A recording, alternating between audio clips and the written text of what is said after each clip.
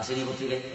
এর পরের দিন দেখবেন যে ফার্স্ট হেডিং যে পত্রিকা আসছে, টেলিভিশনে দেখাইতেছে এমন দেশের রাষ্ট্রপ্রধান বাংলাদেশের বিমানবন্দরে নামা মাত্র এই দেশের পররাষ্ট্রমন্ত্রী, স্বরাষ্ট্রমন্ত্রী, প্রধানমন্ত্রী লাল গালিচা সংবর্ধনা দিয়েছেন। আসেনি? তার কারণটা কি? তার কারণটা হইল উনি বাংলাদেশের সর্বোচ্চ মেহমান, এই জন্য তাকে বিমানবন্দরে লাল গালিচা সম্বর্ধনা। ঠিক না বেঠিক? রাষ্ট্রীয় প্রধান মেহমান যদি হয় তাকে বিমানবন্দরে লাল গালিচা সম্বর্ধনা দেওয়া হয়। আর আমার আল্লাহ পাক বলে দিয়েছেন যারা কোরআনওয়ালা হবে তারা রাস্তা দিয়ে যখন হাইটা যাবে তাদের পায়ের নিচে লাল গালিচা নয়, নূরের তৈরি ফিরিস্তারা পরগুলি বিছায়া দেবে। কোরআন ওয়ালাদের মর্যাদা কত বেশি! বলে নূরের তৈরি ফিরিস্তারা তাদেরকে পর বিছায় দিবে। এরা বাজারে গেলেও বিছাবে, এরা মসজিদে গেলেও বিছাবে, এরা বাড়িতে গেলেও বিছাবে। কারণ কোরআন ওয়ালাদের মর্যাদা এত, সমস্ত জগতের ফিরিস্তাদেরকে আল্লাহ বলছে তাদেরকে দেখলেই পায়ের নিচে পর বিছাই। মর্যাদার দিক থেকে কোরআন সবচেয়ে বেশি, যারা কোরআনওয়ালা তাদের মর্যাদাও বেশি। এই জন্য কোরআন যে উম্মতের কাছে নাযিল হয়েছে সেই উম্মতের মর্যাদা কত! বলে এই উম্মত জান্নাতে যাওয়ার আগে অন্য কোন নবীর উম্মত জান্নাতের গন্ধ করে। আখিরি জামানার কোরআনওয়ালা উম্মত জান্নাতে যাওয়ার আগে অন্য কোন নবীর উম্মত জান্নাতে যাইতে পারবে না। এই জন্য এই কোরআন সম্পর্কে আমি যে আয়াতটা আপনাদের সামনে তেলাওয়াত করছি, এই দুইটা আয়াত তেলাওয়াত করছি দুইটা বিষয়ের উপর। আমি এই দুইটা কথাই আপনাদের সামনে বলবো। প্রথম আয়াত তেলাওয়াত করছি কোরআন সম্পর্কে আল্লাহ পাক বলেছেন যে শাহরু রমাদানাল্লাযী উনজিলা ফীহিল কোরআন। এই রমজান শরীফের মাসটা রমজানের মাসেরও 30-29 দিন, মুহররম মাসেরও 30-29 দিন, শাওয়াল মাসেরও 30-29 দিন। রমজান মাসেও শুক্রবার আছে, শাওয়াল মাসেও শুক্রবার আছে, রমজান মাসেও সোমবার আছে, শাওয়াল মাসেও সোমবার আছে, রমজান মাসেও দিন আছে, শাওয়াল মাসেও দিন আছে, রমজান মাসেও রাত আছে, শাওয়াল মাসেও রাত আছে। তাহলে রাত্র দিন ঘন্টা মিনিট সব দিক থেকে রমজান আর শাওয়াল জিকিয়াদা জিলহজ সবগুলি একই রকম, কিন্তু রমজানের দাম 1-70 কেন? বলে রমজান মাসে আমি আল্লাহ কোরআন নাযিল করছি। রমজানের দাম বাড়ছে কি কারণে? রমজানের দাম বাড়ছে কি কারণে? কোরআন নাযিল হওয়ার কারণে রমজানের দাম বাড়ছে। কোরআন যদি রমজানে না আইতো তাইলে রমজান অন্যান্য মাসের মতোই থাকতো। এই মাসের সাথে কোরআন লাগছে, এই জন্য কমপক্ষে 70 গুণ তার দাম বাড়ছে। এবার আমার আল্লাহ পাক বলেন, এবার আমরা সবাই মিললে আল্লাহরে জিজ্ঞেস করিলাম যে আল্লাহ, এই যে রমজান মাসে কোরআন লাগার কারণে রমজানের দাম বাড়ছে, এখন এই রমজান মাসটা যদি আমরা পাই তাইলে আমরা কি করতাম? এই প্রশ্ন আল্লাহরে সবাই করতে রাজি আছেন? লন আমরা মিল্লা সবাই মিল্লা জিগাই আল্লাহরে যে আল্লাহ, রমজান মাসটা যদি আমরা পাই ওইলাই, তুমি যদি আমরা হায়াত রমজান পর্যন্ত দিয়া দাও তাই আমরা কি করতাম? এবার আল্লাহরে আপনারা সবাই জিজ্ঞাসা করতে রাজি আছেন তো? এইবার আল্লাহরে জিজ্ঞাসা ফেললাম, এবার আল্লাহ জবাবটা কি দিলেও শোনেন। আল্লাহ পাক বলেন, তোমরা যদি ফামান শাহিদা মিনকুমুশ শাহরা, ফামান শাহিদা মিনকুমুশ শাহরা, তোমরা যদি রমজানের মাসে উপস্থিত থাকো, রমজানের মাসে উপস্থিত থাকো, অর্থাৎ রমজান মাসটা যদি তোমরা পাও তাইলে তোমাদের কাজ হইল রমজান মাসে দিনের বেলা না খায়া থাকা। এবার বুঝাইছে তো? যেই মাসের মধ্যে আমি কোরআন নাযিল করেছি সেই মাসের দাম 70 গুণ বাড়ছে। এই মাসটা হলো রমজানের মাস। ও আমার বান্দারা, যদি তোমরা এই মাসের মধ্যে হায়াত পাও, রমজান মাসটা যদি তোমরা পাইয়াই লাও, তাইলে তোমাদের কাজ হবে রমজান মাসে রোজা রাখা।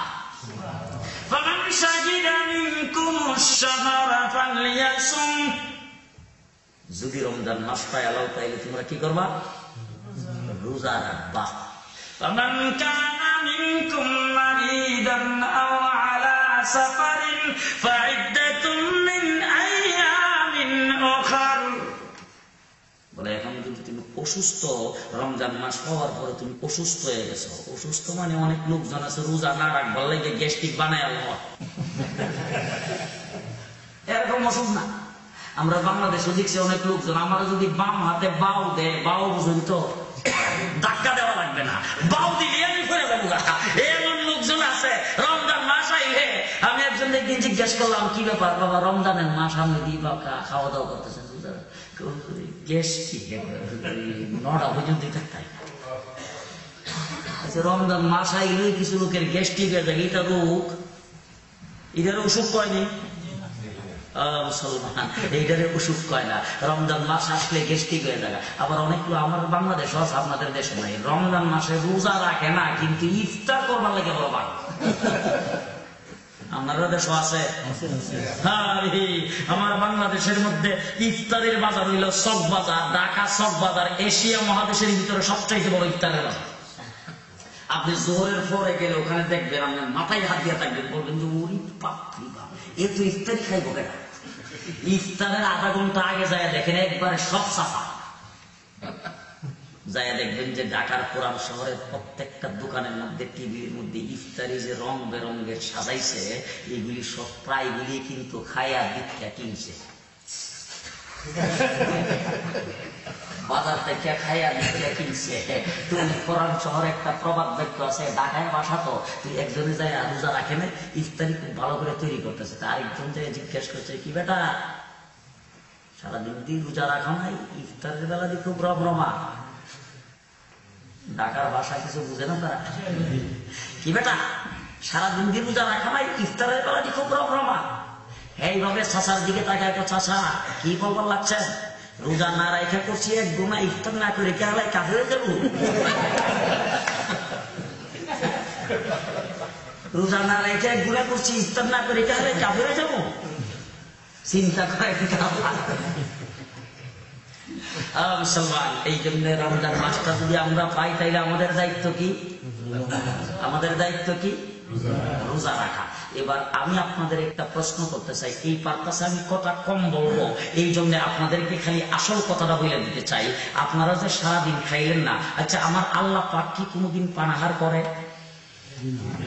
আল্লাহর খাওয়া লাগে, পান করা লাগে, পানি পিপাসা লাগে, তাইলে আল্লাহ পাকের কিন্তু খাওয়া লাগে না, পানও করা লাগে না। তা আপনি যে সারাদিন খাইলেন না, কার সিফতটা বাস্তবায়ন করলেন?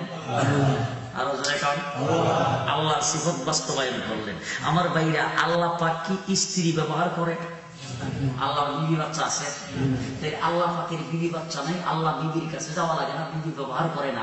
আপনি যে সারাদিন রোজা একটা বিবির কাছে গেলেন না, বিবি ব্যবহার করলেন না, কার সিফত বাস্তবায়ন করলেন?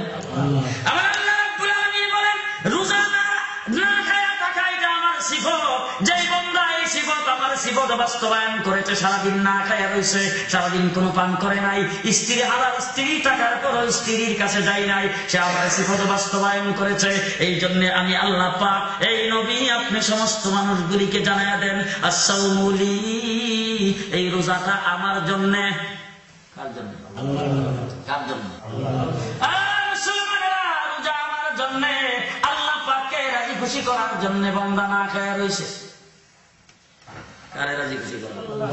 আপনি যদি মসজিদে নামাজ পড়তে যান, হাইটা মসজিদে যাইতেছেন টুপি লাগাইয়া, মানুষ আপনাকে দেখে, দেখার পরে যদি জিগাই মনে কই যাও, বলে মসজিদে যাই কি করবার লাগিয়া? বলে নামাজ পড়বার লাগিয়া। এইটার মধ্যে কিছু রিয়া থাকতে পারে, মানুষকে দেখাইবার জন্য নামাজ পড়তে যাইতেছেন, রুকু করেন, সিজদা করেন, মানুষ আপনাকে দেখে, এটার মধ্যে রিয়া থাকে। নামাজ পড়তেছেন আপনি, মানুষ দেখতেছে আপনাকে, সর্দারিতে মাতবরিতে ভালো দাম দেবে, এই জন্য অনেকে মসজিদে নামাজ পড়তে যায়। কিন্তু সারাদিন আপনি না খায়া রইলেন, মানুষকে দেখাইবার জন্য না, যদি দেখাইবার জন্য হইতো দরজা লাগাইয়া খাইলেও তো চলতো, ঠিক না? খাইছেন যে দরজা লাগায়, দরজা লাগাইও খাইছেন না। শুধু তাই না, ইফতারি নিয়ে বলছে, একবারে রং বেরঙের ইফতারি, ড্রিঙ্ক আছে, তারপরে শরবত আছে, কত কিছু, আর 18-19 ঘন্টা না খাইয়া রয়েছে, বুঝেন না, একবারে মনে রইতেছে হাঙ্গি ভাতি চিন্তা খাই বাপটা তো এরকম, ঠিক না? ঠিক। আর কিন্তু ইফতারি যে বাড়তেছেন, ইফতারি যে একত্রিত করতেছেন, আর যে জায়গা জায়গার মধ্যে রাখতেছেন, যে ইফতারি যে সামনে বর্তন নিয়ে যে বসছেন, মুখের মধ্যে কিন্তু পানি বসছে। শর্মে বলতেন না, আমারটা আমি কইলে আমার কিন্তু পানি আয়, আইসিনি পানি, পানি আয় করে না। এবার পানি আয় করতেছে, কখন পর বলে আমি ঘুরি দেখে, ঘুরি দেখে আবার জিজ্ঞাসা করে, আচ্ছা মুজাক্কির ভাই আজকে কয়টার সময়? মুজাক্কির ভাই কো আজকে হলো 9:20। কো আপনার মসজিদ আসলে টাইম 2 মিনিট বাড়াই, আমরা পাশের মসজিদ আরো এরকম আলাপ হয়নি।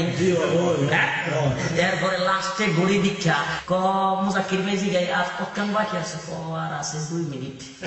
আর এজন 2 মিনিট না 1.5 মিনিট জানি।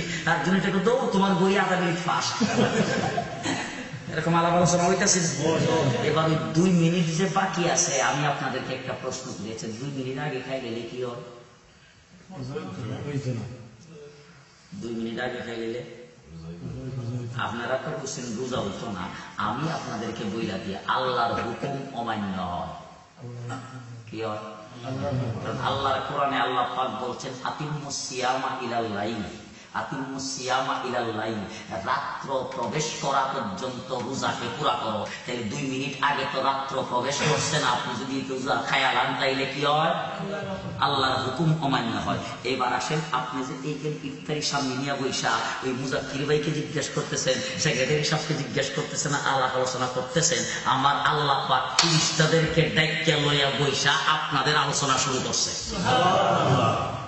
এত জোরে সুবহানাল্লাহ কইলে আশেপাশে মানুষের ঘুম ভাঙবে। মুসলমানেরা, আল্লাহ ফেরেশতাদেরকে নিয়ে বৈশা ডাক দিয়া জিজ্ঞেস করে, কি করবে? কি করে? বার্লিংয়ের মসজিদে কি করে দেখ? ফেরেশতারা আল্লাহ সারাদিন রোজা রাখে, ইফতার বন্টন করতেছে। আমার আল্লাহ ফেরেশতারা জিজ্ঞাসা, তোরা জীবনে কোনোদিন রোজা রাখছ? আপনারা কি কোন ফেরেশতা কোনোদিন রোজা রাখছে? ফেরেশতা খায়ও না, রোজা রাখার দরকার নাই। এরা খিদা কি জিনিস এটাও জানে না, পেট বললে কেমন লাগে এটাও জানে জানে না।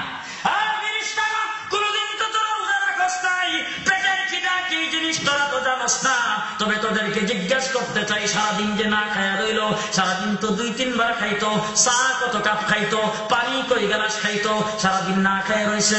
এখন যে সামনে ইফতারি আছে, ইফতারির সামনে থাকার পরেও ড্রিঙ্ক আছে, পানি আছে, পানির পিপাসা আসেনি রে বলে হওয়া আছে, পেটে খিদা আসেনি বলে হওয়া আছে, তাইলে সামনে খাবার থাকার পরেও খায় না কেন?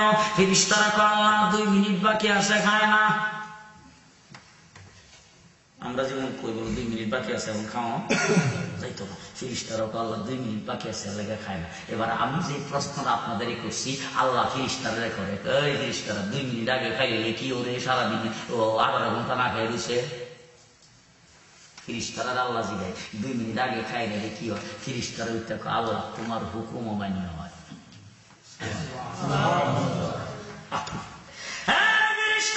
সারাদিন 18 ঘন্টা 18 ঘন্টা না খায় থাকার পরে 2 মিনিট আগে খায় না, আমার হুকুম অমান্য হয়। এই কারণে 2 মিনিটের জন্য যারা আমার হুকুম মানতে, আমার হুকুম ছাড়তে রাজি না, ওই সমস্ত মানুষের প্রতি আমি আল্লাহ রাজি হইয়া গেলাম।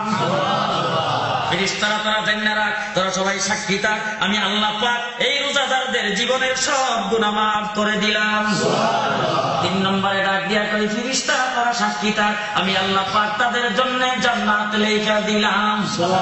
4 নম্বরে আল্লাহ ডাক দিয়া কই, ফেরেশতারা সারাদিন যে খাইছে না, আমি আল্লাহও খাই না, এরা আমার সিফত বাস্তবায়ন করছে। সারাদিন পান করছে না, আমি আল্লাহও পান করি না, আমার সিফত বাস্তবায়ন করছে। এই জন্য ফেরেশতারা তোরা সাক্ষী থাক, আমি আল্লাহ পাক নিজেই রোজার বদলা হইয়া গেলাম। আল্লাহ নিজে রোজার বদলা। ঘটনা মনে হয়েছিল কইতাম আমরা, আপনারা দেশ সিস্টেম আমি জানি না, আমরা বাংলাদেশে কিছু লোকজন আছে সরকারি লোক, চিনি তো আপনারা? জি, মন্ত্রী, মিনিস্টার, এমপি, তারা কি লোক? সরকারি লোক। আর কিছু আছে আমরা লাগাম পাবলিক। এবার আমি একজন পাবলিক, বিমানবন্দরে গেলাম গত রমজানের পরে, ঈদের একদিন পরে যেমন নিউ ইয়র্ক। আমার গাড়িতে আমার মেয়ের জামাই, আমার ছেলে, আমার মাদ্রাসার ছাত্র, কয়েকজন শিক্ষক এক মাইক্রো বুঝাই করে লই আমরা যাইতেছি। যাওয়ার পরে গেটের মধ্যে এত মানুষ কেন, এত মানুষ কেন, পাসপোর্ট কজন শুরু করলো গেদুই। যাই হোক কোন রকম ধাক্কায় ঢুকে হারিয়া গেট দিয়ে যখন ভিতরে যায়, যখন গাড়ির থেকে আমি নামলাম, নামার পরে পুলিশে এত মানুষ কেন, এখানে নামলেন কেন, তাড়াতাড়ি করে আপনি প্যাসেঞ্জার কেটা, পাসপোর্ট তাড়াতাড়ি হাতে নেন, পাসপোর্ট টিকিট দেখান। দেখা সেটা পাসপোর্ট টিকিট দেখালাম আমরা 2 জন, আর বাকি করে তাড়াতাড়ি গাড়িটা সরেন, জলদি সরেন, এখানে দাঁড়ানো যাবে না। ধাক্কায় দিয়ে দিল। আর আমি কোন রকম লাগেজ টাকেজ লইয়া যখন দরজা দিয়ে পার হইতাম গেছি, তখন কোন রকম পার হয়ে গেছি, মাল চেকিং দেন।